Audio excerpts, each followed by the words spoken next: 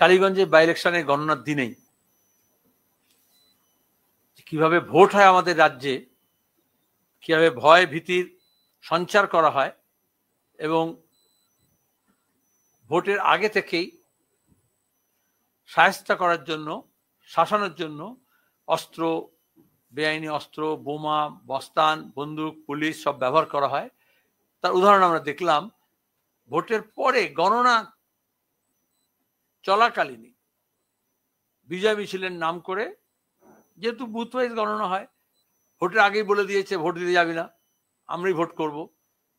তা সত্ত্বেও কি করে সাহস দেখায় ভোট দেওয়ার, ভোট করার, ভোটে অংশগ্রহণ করার, তার জন্য তারা সংগঠিতভাবে গিয়ে তৃণমূলের মস্তান বাহিনী বোমা ছোড়ে, গুলি চালায় এবং সেখানে তামান্না খাতুন ক্লাস 4-এর ছাত্রী, 9 বছরের ফুটফুটে বাচ্চা মেয়ে, তার মায়ের বিলাপ আপনারা দেখেছেন, তার মায়ের কথা শুনেছেন। কেন সিপিআইএম করে এখনো, সেজন্য তাদেরকে খুন করা হয়েছে। এটা 2026-এর নির্বাচনের আগে তৃণমূলের যে ব্লু প্রিন্ট, নির্বাচনী প্রশাসনকে জোকার বানিয়ে দিয়ে, পুলিশকে নিস্তেজ দলদাস বানিয়ে দিয়ে এবং লাল ঝান্ডার শক্তি, বামপন্থার শক্তি, বাম গণতান্ত্রিক ধর্মনিরপেক্ষ শক্তি কেন সেটা করবে, মানুষ তাকে সমর্থন কেন করবে, তার জন্য একটা ভয়, ভীতি এবং সন্ত্রাসের আবহাওয়া তৈরি করার প্রিলিউড এটাই হয়ে এসছে পশ্চিমবঙ্গে 2011 পর থেকে। যারা বলেন ভোট আর ভোটের ফলাফল, তারা হাতে নাতে ফল দেখছেন। নিরীহ, তার কি দোষ ছিল? এটা বিজয় উল্লাস নয়। ওই বলেছিল না, বদলা নয় বদল চেয়ে, আসলে বদলা কিসের বদলা, কার বদলা? মমতা ব্যানার্জি, তৃণমূল কংগ্রেস পশ্চিমবঙ্গের গণতন্ত্রকে এইভাবে কবরে পাঠিয়েছে, শুধু তামান্না কবরে যায়নি। কালকে পোস্টমর্টমের পরে হাজার হাজার মানুষ নেমেছেন। ওই গ্রাম সন্ত্রাস কবলিত, পুলিশ এত নির্ভেজাল মিথ্যা কথা বলে মমতা ব্যানার্জি পুলিশ।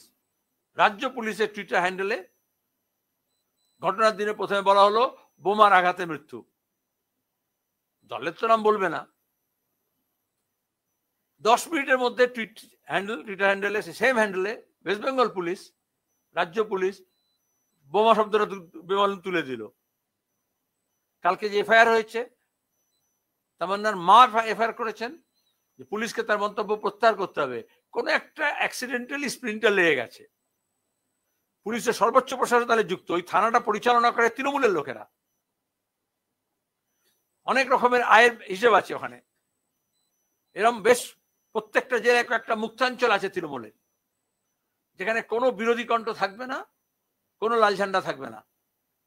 আর এখনো যারা দুঃসাহস দেখাচ্ছে, এত সন্ত্রাস, জেল, জরিমানা, মিথ্যাচার, ধর্ষণ, খুন, তারপরেও তাদেরকে কিভাবে শায়েস্তা করতে হবে, এটা মমতা ব্যানার্জি ব্লু প্রিন্ট। দেখুন, বিজেপি একটা কথা বলছে না, নির্বাচনে ছিল বিরোধী দলের কথা বলা হয়, ত্রিপুরায় তাই করছে বিজেপি। এটা আরএসএস এর ব্লু প্রিন্ট, যে সেকু মাকুদের শেষ করতে হবে। প্রত্যেকটা ঘটনায়, সে সন্ত্রাসবাদ হোক, যুদ্ধ হোক, দেখবেন বিজেপি তৃণমূল একসঙ্গে হয়ে যায়, মার্চ করে যায়। যে ধর্মনিরপেক্ষ শক্তি, বামপন্থী শক্তি কেন থাকবে? নির্বাচনে আগে ইলেকশন কমিশনের নির্দেশ থাকে বোমা, বন্দুক, বেআইনি অস্ত্র শস্ত্র এসব উদ্ধার করতে হবে। আর যারা এই ধরনের বিপদ আপদ তৈরি করে, সন্ত্রাস করে, খুনোখুনি করে, ক্রিমিনালস, প্রফেশনালি ক্রিমিনালস, মাতব্বর, তাদেরকে আগে থেকে প্রিভেন্টিভ ডিটেনশন করা, ধরে নেওয়া হয় অ্যান্টিসিপেট করে। তাহলে পুলিশ স্যানিটাইজ করেনি। আমরা নির্দিষ্ট অভিযোগ করেছিলাম, ভোট শুরুর পরেও ওই এলাকার, ওই বুথ, ওই গ্রামের নামে নির্বাচনী প্রশাসনকে জানানো হয় যেখানে বোমা মজুদ আছে, শায়েস্তা করছে, ভয় দেখাচ্ছে। তাও ইলেকশন কমিশন, রিটার্নিং অফিসার কোনো ব্যবস্থা নেননি। এসডিও কে বলা হয়েছিল, কোনো ব্যবস্থা নেননি। কে দায়িত্ব নেবে? তাহলে বকরি থেকে শুনে আসছি যত বেআইনি অস্ত্রশস্ত্র আছে, অস্ত্র কারখানা আছে, বোমা আছে, সব উদ্ধার করতে বলা হচ্ছে পুলিশকে। প্রত্যেক ভোটের আগে পুলিশেরা রাউন্ড আপ করে কিছু, কাকে ধরে? বিরোধীদেরকে। তাহলে কেন ধরেনি? আর তারপরে নেমড এফআইআর হয়েছে, এখনো 4 জন গ্রেপ্তার হয়েছে, বাকিরা গ্রেপ্তার হচ্ছে না কেন? গতকাল সিপিএম এর তরফ থেকে, পরিবারের তরফ থেকে সময় দেওয়া হয়েছে, এসপি কে বলা হয়েছে, ডিএম কে বলা হয়েছে, আগামী 28 তারিখে দুপুর 3:30টার সময়, 3টের সময় আমরা যাব, ওখানে প্রতিবাদ সভা হবে ওই কালীগঞ্জে। সেখানে মীনাক্ষী মুখার্জি, আমি এবং অন্যান্য নেতারা উপস্থিত থাকবেন। তারপর একটা বামফ্রন্টের প্রতিনিধি মন্ডল যাবে ওখানে। রাজ্য জুড়ে প্রতিবাদ সংগঠিত হচ্ছে।